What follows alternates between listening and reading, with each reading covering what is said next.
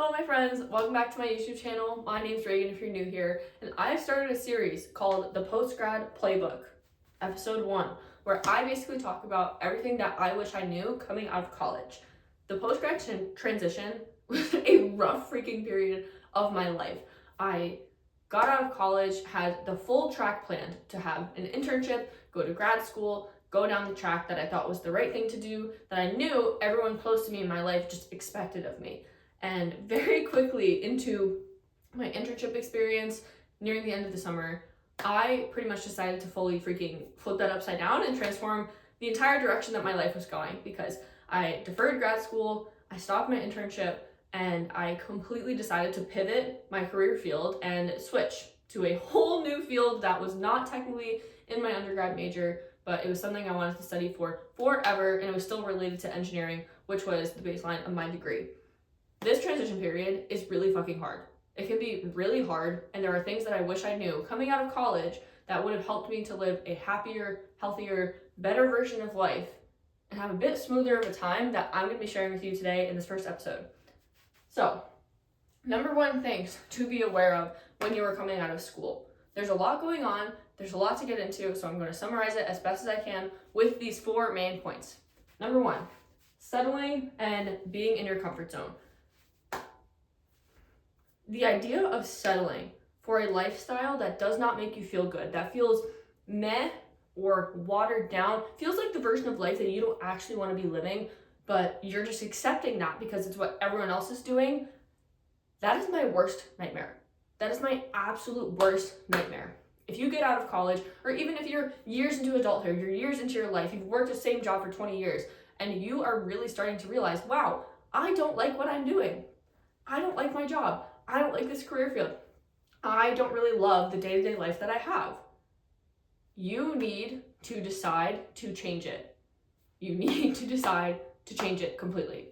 This is not easy for a multitude of reasons, because being in your comfort zone and being in the same vein of settling for kind of just like an average meh, like iffy life that just doesn't really feel great. Like, you know, there's more out there for you, but you're kind of just like, what else am I going to do besides this because it's what everyone else is doing? That's the settling that I'm talking about, and it's very much so tied to your comfort zone. So there's something you need to understand about the comfort zone and the human brain in order to get a full picture of what's going on here. So the human brain has one main primary job, and that is to keep you alive.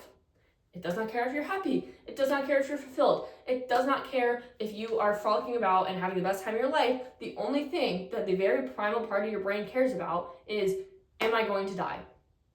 Now, we live in a society where we're not being hunted by bears. We are very developed. We have access to food. We have access to resources on a general scale. We don't have to go hunting for it. And our brains don't actually need the same kind of programming that we needed back in the day in order to survive. But we still have it. We still have this very baseline primal programming that allows us to keep this sense of like primal caveman-like instincts. This bleeds into the modern day, which is why your comfort zone and what feels safe is actually essential for you to understand. To your brain, as I said, what feels familiar and predictable is what feels safe. Your brain only cares about keeping you safe and keeping you from dying. So if something feels safe because it is comfortable and predictable, you are going to experience a lot of friction when you go against that thing, when you go outside of your comfort zone, when you say, hey, this is the path that I have laid out for me, but I don't know if I really want to do that. It feels very, very, very uncomfortable because your brain literally thinks that things that are unfamiliar and in the unknown mean you might die. I'm not exaggerating. That is genuinely the programming that lies in all of our human brains, like the physiological programming that all of us experience. Why there's not more education about this? I don't know. Kind of wish I learned this in school, but coincidence? I think not. Anywho, what's familiar and what's unknown, going off the path, going astray from what you know is within your comfort zone, feels like the potential for death. This is what makes branching out and following a new kind of path scary, and it induces a lot of friction to be able to actually feel like you have the confidence to go outside of your comfort zone, even though you probably know very deep within you that if you went outside your comfort zone, if you switched career fields, if you switched jobs, if you did whatever, you would be a lot happier. You are not called to things for no reason. Everything that you desire, like the big picture or even small things, everything that you desire from a place in your heart is for a reason, and it's because you are meant for those things. It is nudges from the soul, it's nudges from God, whatever you want to call it, it is because you are meant for those things. And the only thing that keeps you from living that kind of life that you know that you desire are fears. Fears of the unknown, fears of what will happen, I don't know, we could die. Your brain thinking that you could literally have some horrible thing happen to you because you just simply don't know what's going to happen. But I'm telling you, if you listen to and follow the desires that are placed on your heart, you will always get to a better spot than you would where you are right now. I hope that makes sense. So, also in the same vein of being in your comfort zone is the idea that you should be listening to what other people want for you more so than what you know you want for yourself. Other people's opinions are being valued more than what you actually value and know internally. This, guess what, also relates to the human brain and how we operate, because we have a very deep fear of judgment. Judgment is perceived as a threat to our brain, because if we are judged from, a caveman tribal kind of setting, if we're in a tribe and we have a much higher odds of surviving when living with a group of people, when living with our tribe, if we are judged and we have a chance of being ostracized by the tribe, by the group, we could be kicked out of the tribe, left to survive alone in the wilderness, presumably, and that leaves us with a much higher chance of dying. Do you see the common theme here? Your brain is essentially terrified of anything that lies within the unknown or anything that will result in you being judged by anyone else, because it genuinely, part of you thinks that you might die. A very deep, intrinsic, primal human program lies in your brain to create that belief. It's very subconscious, it's not obvious, but once you understand it and once you have awareness of it, that's what allows you to actually change it. Moving forward, fear of judgment being perceived as a threat makes it really hard to actually feel confident in making those decisions that allow you to branch out, that allow you to listen to yourself. Never mind the fact that we have literally been taught, probably our whole lives to some degree, that someone else outside of us has the answers. It's safer to trust something outside of ourselves than it is to trust what lies within our hearts and your intuition. And not only that, but we also live in a world that is so deeply disconnected. Like, we are constantly plugged into our phones, music, news, everything around us, everything outside of us is always trying to leech onto our attention and take it from us. And that leaves very little resources left for us to actually feel like we have the ability to connect to a very quiet voice within us that already knows what we want and what is best for us and comes from a heart-led place. I'm not talking about selfish desires or egotistical kind of things. I'm talking about very pure, heart-led, soul-driven, God-inspired desires. But so many of us, me included, have lived disconnected to that for so long because of stress, because of just the nature of the world that we live in. Have you ever been out in public anywhere? You ever been to an airport and see just how many freaking ads are everywhere? How there's always something that's trying to pull at your attention, to make you see this, to have you buy this, to blah, blah, blah, blah. Once you start to notice it, once you have awareness of it, you will never be able to unsee it. And it actually pisses me off so much because I hate the lack of peace and I hate the lack of ability that we have in the modern day to be able to feel connected to ourselves. All of this, the disconnection from yourself, always trusting something else outside of you instead of trusting something within you your whole life, leaves you to a place where it's very easy to fear judgment because you don't know what it is like to listen to yourself and trust yourself and know what's best for you from a very pure place within you. Me completely switching career fields. That's something that's been on my heart for a while. I always knew I wanted to do something in the environmental sphere. I majored in mechanical engineering. I always knew I wanted to do something in the environmental field. That was a heart-led desire. That was soul-inspired. I heard that nudge within me. I listened to it a little bit. I acknowledged it, but I didn't actually listen to it until I got to a breaking point with the situation that I was in and the format of job that I had just didn't work for me. Nothing against the people I worked for, just did not work for me to sit inside for 40 hours a week, every single week, seeing no sunshine. I went absolutely insane. Anywho, that's an example of the fact that I knew within me that there was a call and a desire to approach something in a different space that would require me to make a move that a lot of people probably close in my life would somewhat judge me for or have some opinion about or say, I don't really know if that's smart. I don't know if that's the best decision. that's not what we wanted you to do. Like, that's not what the plan was, blah, blah, blah, blah. All of these things of outside judgment. But if I did not listen to that nudge, if I did not move career fields, if I did not take the time off of work, I did not completely pivot and change everything that I thought was the plan, I would not have the literal dream job that I have right now. And I'm not just saying that to say, oh, I have my dream job. Like, I'm being so dead ass. I cannot make this shit up. Like, it is literally too perfect the way things worked out for me to have had any kind of part doing that solo. Point being, when you listen to the nudges on your heart and you take the action to listen to them and you actually follow that, you will always be led to a better place than you are right now. But when you are so disconnected from yourself that you can't even hear your internal voice or even understand or listen to that or value it, how are you supposed to be able to follow it? That's the main point that I'm making here with the fear of judgment.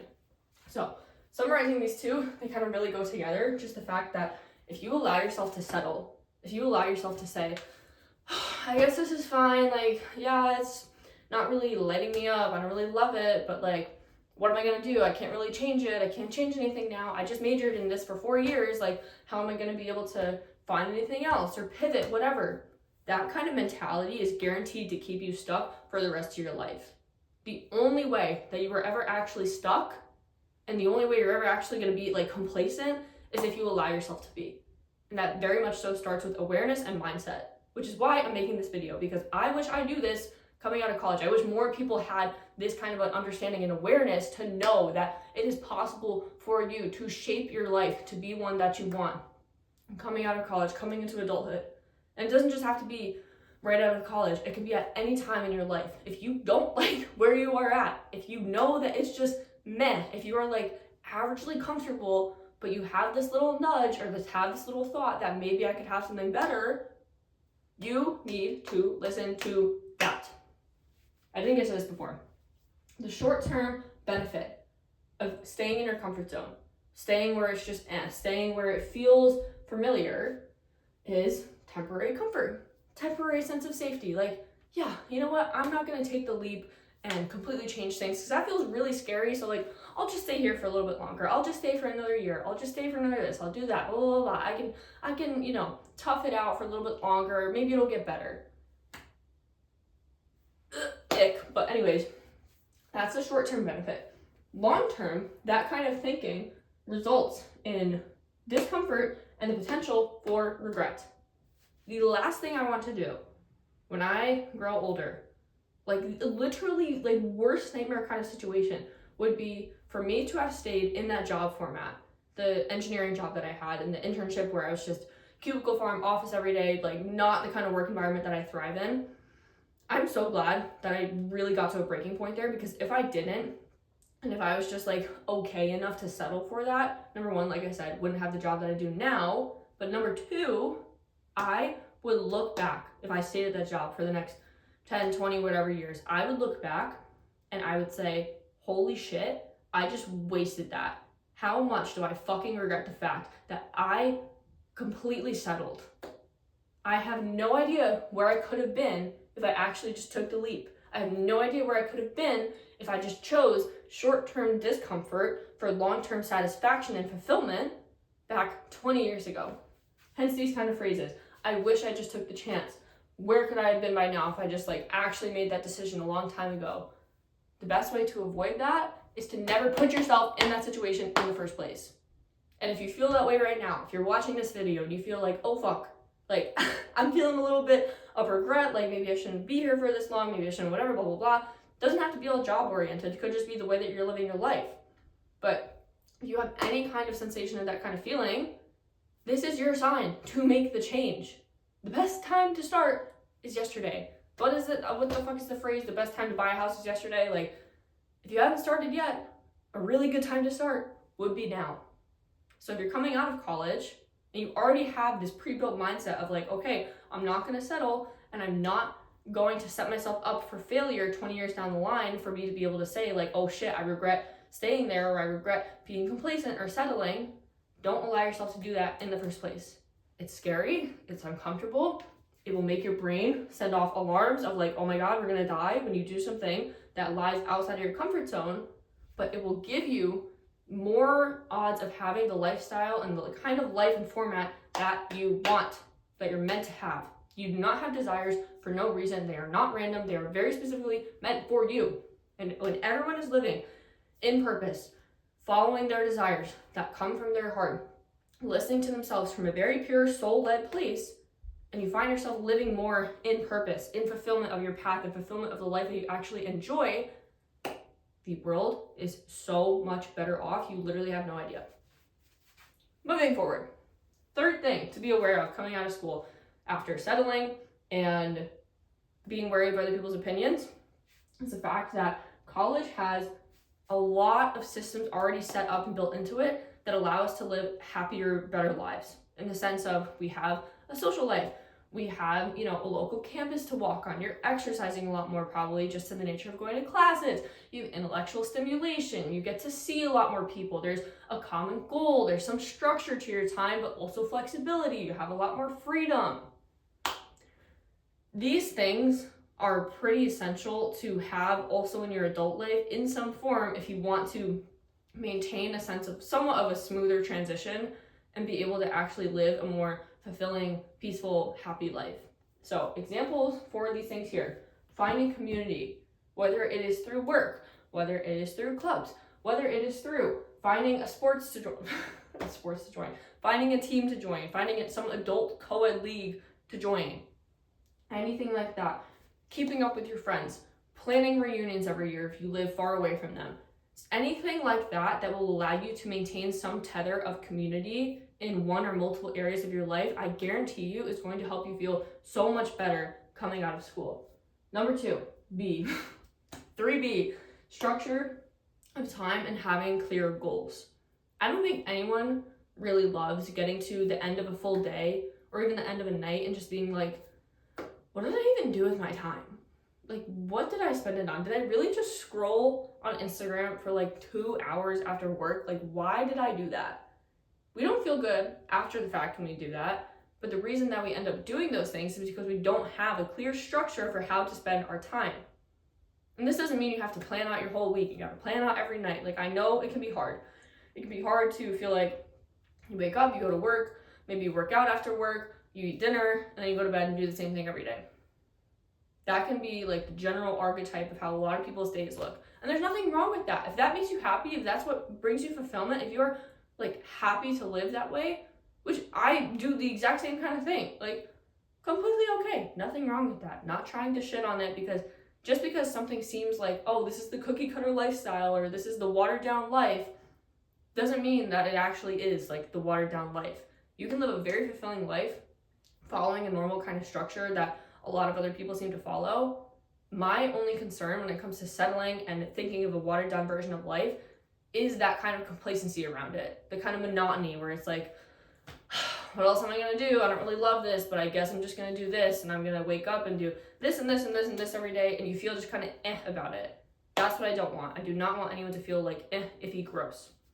Anywho, finding structure of time and having clear goals for yourself, whether it's small projects, whether it's athletic stuff, personal things, seeing friends X times a month, just having some kind of container of structure for yourself, it might feel limiting in a sense, especially for people who are used to being super busy. Like, I had a very kind of strong resistance to creating structure sometimes because I had lived for so many years on like a very packed schedule of school, sports, blah, blah, blah, blah. Like, my time was just always sucked up.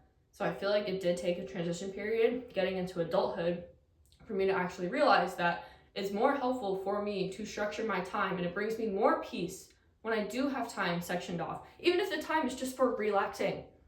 It brings me more peace when I have clear structure than it does for me to just have unclear structure and chaos of just having a million hours to do I don't know what after work. That's been really helpful. And I already brought this up, and it's linked in with community, but if you find hobbies and activities to do outside of work or within work, whatever, with like work friends, whatever, that will help you tremendously. I play in multiple soccer leagues throughout the year. I still keep up with it. I try to see my friends when I can. There's a lot of things that I try to do to get involved. And now, so more than ever, I feel like there's a lot of opportunities to meet new people, try things like a pottery class or whatever. I can think of examples from my coworkers of things that they do after work. Like, there are so many opportunities to find a sense of community, find different hobbies, and meet other people. The only thing that keeps us from doing that is honestly just not really looking that hard for them. I promise that they're there. And it could be different for your situation depending on where you live and all the resources and blah, blah, blah, blah. Sometimes you might have to get creative, but I promise you it will make your life better if you focus on making that a priority. The last thing to be aware of coming out of school is the pressure to have things figured out. Not a single person in this world truly has everything figured out. I can promise you that. And yet, coming out of school, I had all this pressure on myself to I gotta have a good job. I gotta go to my corporate 9-to-5 office cubicle job so that I can work like a mechanical engineer, like all my coworkers who just graduated. And I gotta use my degree and I gotta stay in line and have everything figured out. And suddenly become a master connoisseur in all things money and the stock market and the S&P 500 and high yield savings accounts and taxes and blah, blah, blah, blah, blah, blah, blah, blah. Information overload. There's so much that shifts after college that can create a really overwhelming environment for you coming out of school to feel like you have to figure everything out at once. My friend, you have the whole rest of your life to figure things out. And like I said, no one really has anything figured out. It truly is all just an illusion. And all of these things, not really this as much, but 1, 2, and 4, settling, remaining in your comfort zone, listening to other people's opinions more so than what you know you want for yourself, and having this pressure to have it all figured out, all has this underlying theme of fear around it. Fear that, oh my gosh, I don't want to change where I'm at because that's scary. Fear of, what are people going to think of me if I change the life that I'm living right now? Fear of, what are people going to think of me if I don't have everything figured out? Fear is simply an illusion. All of these things have the common denominator of fear that comes from a very primal part in our brain, but it is very true that fear really is just an illusion. It's like the phrase where fear is a mile wide and an inch deep. It truly can feel so scary sometimes to think about the results of what could happen when you go outside of your comfort zone, when you listen to yourself before other people for the first time in your life, when you actually allow yourself to realize and admit you don't fucking know what you're doing. It can feel really scary to do that, but as soon as you actually do it, it's so relieving, and you'll realize that it's actually not that scary. You're actually not going to die if you go outside your comfort zone. You are going to be okay. You're going to be okay. I promise. So this will wrap up the Postgrad Playbook Part 1. Not perfect, but I'm working on it. It's been a while since I posted on YouTube, so I'm really happy to actually get this up here. I hope that you guys enjoy. I hope this helped you feel a little bit more comforted coming out of college. If you're watching this as postgrad, let me know what you think in the comments, or if you have any questions, advice, whatever, follow me on Instagram because I also talk about this stuff a lot at Organic Reagan. And I will see you guys in the next one. Thanks for watching.